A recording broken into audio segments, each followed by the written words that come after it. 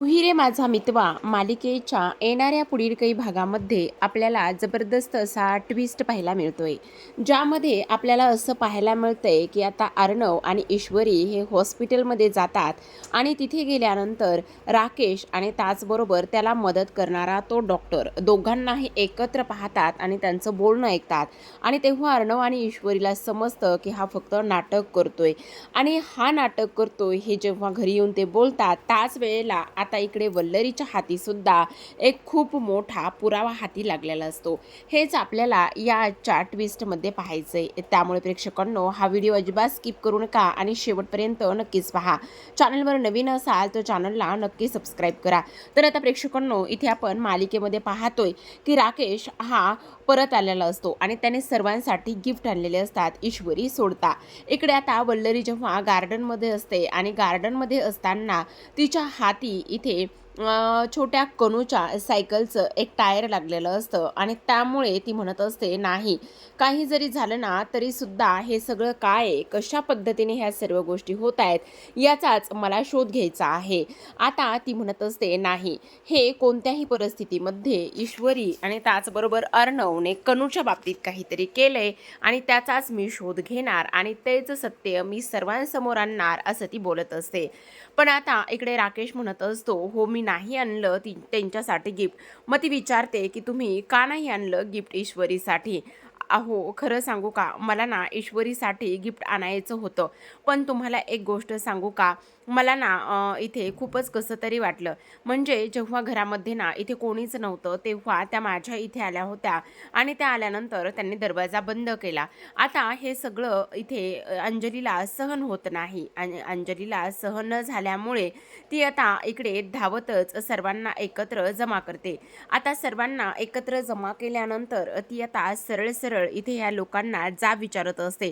ती म्हणत असते, तुमची हिंमत कशी झाली ह्या सर्व काही गोष्टी इथे करण्याची आणि तुम्ही समजता कोण स्वतःला. त्याचबरोबर इथे आता तुम्ही इथे माझ्या नवऱ्यावर आरोप केले, त्याचबरोबर घरामध्ये कोणीही नसताना ह्या ईश्वरीने काय काय काळे कारनामे केलेत. आता इकडे राकेश म्हणत असतो, आता असं काय करताय, त्या तर आपल्या बाळाला सांभाळतायत ना, मग त्या असं का बरं करतील, असं आता इकडे ते बोलत असतात.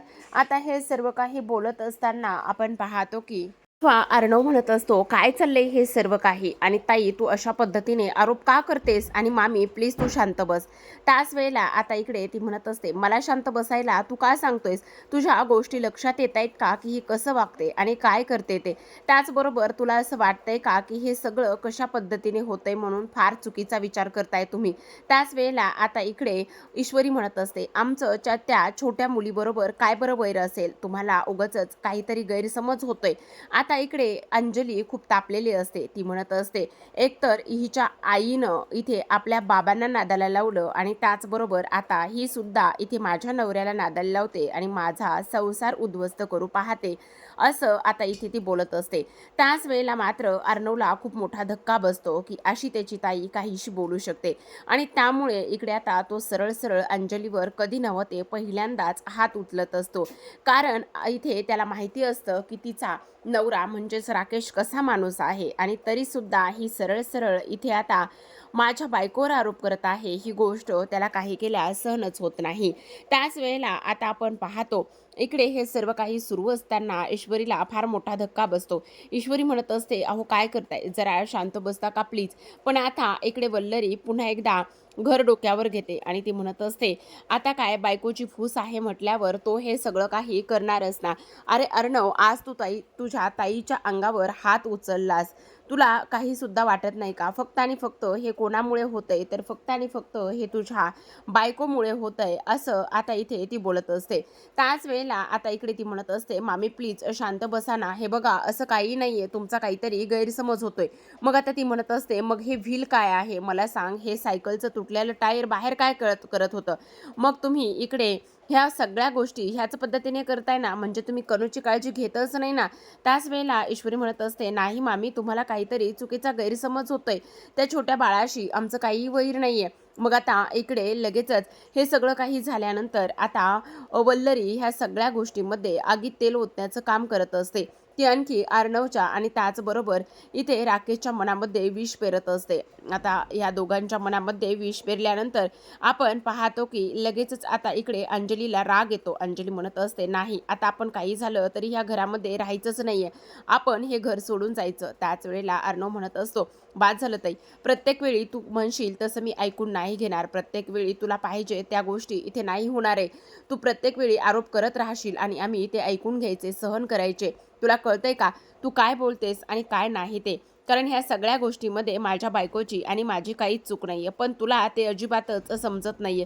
तू अशी का वागतेस तेच मला काही कळत नाही. पण असो, हा तुझा विचार करण्याचा दृष्टिकोन आहे, मी त्याच्यामध्ये काही एक बोलू शकत नाही, असं आता इकडे तो बोलत असतो.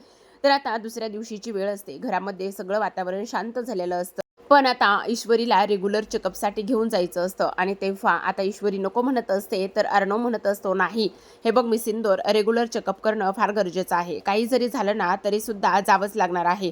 तू असं नाही म्हणून हट्ट करू नकोस. आता ती म्हणत असते, नाही मला नाही यायचंय, प्लीज तुम्ही माझ्यासोबत अशी जबरदस्ती आणि हट्ट करू नका. पण आता अर्णव मात्र काहीच ऐकत नाही आणि शेवटी तो आता इकडे तिला हॉस्पिटलमध्ये घेऊन जाण्याचा निर्णय घेत असतो. आता ईश्वरी नाही नाही म्हणत असते, पण शेवटी दोघेही जण आता हॉस्पिटलमध्ये जायला निघतात. त्याच वेळेला इकडे आता ईश्वरी म्हणत असते, मी काय म्हणते अर्णव सर, हे बघा काही जरी झालं ना तरी सुद्धा इथे तुम्ही अंजलीताईवर असं चिडचिड आणि रागराग करायला नको होता. प्लीज मी म्हणते त्यांची एकदा तुम्ही समजूत काढा ना. त्यावर लगेच आता इकडे तो म्हणत असतो, काही गरज नाहीये, कारण प्रत्येक वेळी ती म्हणेल त्याच पद्धतीने आपल्याला इथे हे सगळं काही नाही होऊ शकत आहे ना, बरोबर की नाही? ती म्हणेल तीच पूर्व दिशा नाही असू शकत आहे, ती काही म्हणेल, तुझ्यावर आरोप करेल आणि मी ते ऐकून घेऊ मी सिंदूर? अजिबातच नाही. ह्यावेळेला ती चुकली आहे.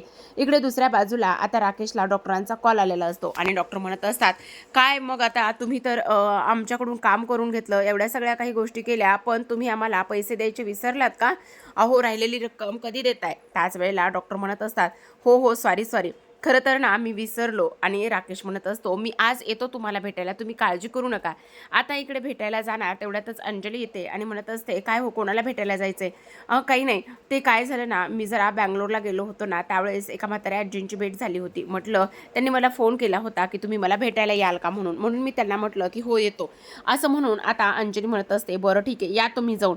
आता इकडे तो तर निघून जात असतो हॉस्पिटलमध्ये.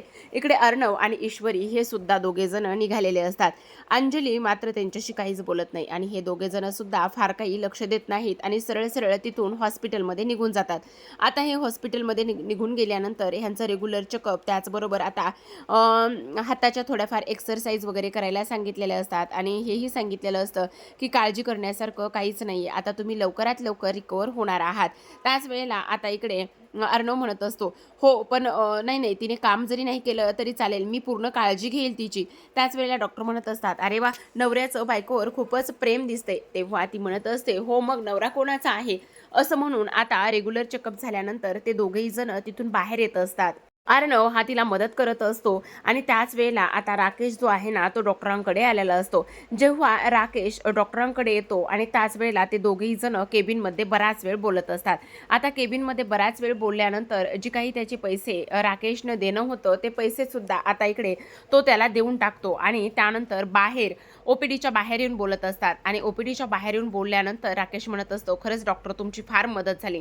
त्याच वेळेला आता ईश्वरी आणि अर्णव हे दोघेही जण बाहेर आलेले असतात. आता राकेशला आणि डॉक्टरांना एकत्र बोलताना आणि हसताना पाहिल्यानंतर ह्या दोघांना धक्का बसतो आणि तुमची मदत झाली, त्याचबरोबर तुमच्यामुळे हे शक्य झालं नसतं. खरं तर घरातल्या कोणालाच विश्वास बसला नसता की माझी मेमरी लॉस झाली, पण खरंच तुम्ही खूप छान पद्धतीने सांभाळून घेतलं डॉक्टर, त्यामुळे अगदी मनापासून धन्यवाद, असं राकेश म्हणत असतो. आता हे सगळं बोलणं अर्णव आणि ईश्वरीने ऐकलेलं असतं. ते तिथेच लपून बसतात. आता हा निघून गेल्यानंतर दोघेही जण घरी जातात. घरी गेल्यानंतर आता दोघांची त्या विषयावर चर्चा सुरू असते.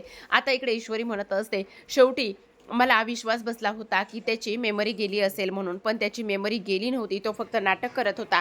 तर आता अर्णव म्हणत असतो, नाही मी सिंदूर, काही जरी झालं ना तरी सुद्धा आता इकडे त्याला एक्सपोज करायचंच आणि आता त्याचाच गेम त्याच्यावर कसा उलटवायचा हेच आपल्याला पाहावं लागणार आहे, असं आता इथे तो बोलत असतो. आता ह्या दोघांचं बोलणं सुरू असतं, पण तेवढ्यातच आता वल्लरी आलेली असते आणि वल्लरी आल्यानंतर ह्या दोघांचंही बोलणं ती ऐकते आणि तेव्हा तिच्याही लक्षात येतं की म्हणजे दुसरं तिसरं काही नाही तर ही जी काही नाही राकेश आहे, तो राकेश फक्त आणि फक्त इथे एकच काम करतोय, तो म्हणजे मेमरी गेल्याचं काम करतोय. आता तर माझ्या हाती एवढं मोठं गुपित लागलंय म्हटल्यावर मी त्याला सोडणार नाही, असा इथे ती विचार करत असते. त्याचबरोबर राकेशला आता एक्सपोज करण्यासाठी इथे अर्णव आणि ईश्वरीने इथे खूप मोठा गेम प्लॅन केलेला असतो आणि काही जरी झालं तरीसुद्धा आता हे सर्व सत्य सर्वांसमोर आणण्यासाठीच ते तयारी करत असतात. तर आता वल्लरी कशा पद्धतीने राकेशला इथे आता ब्लॅकमेल करेल आणि नेमकी त्याच्याकडून कोणतं काम करून घेईन, काय करून घेईल हे पाहणं फारच जास्त इंटरेस्टिंग असणार आहे. तर पाहत रहा तू ही रे माझा मितवा.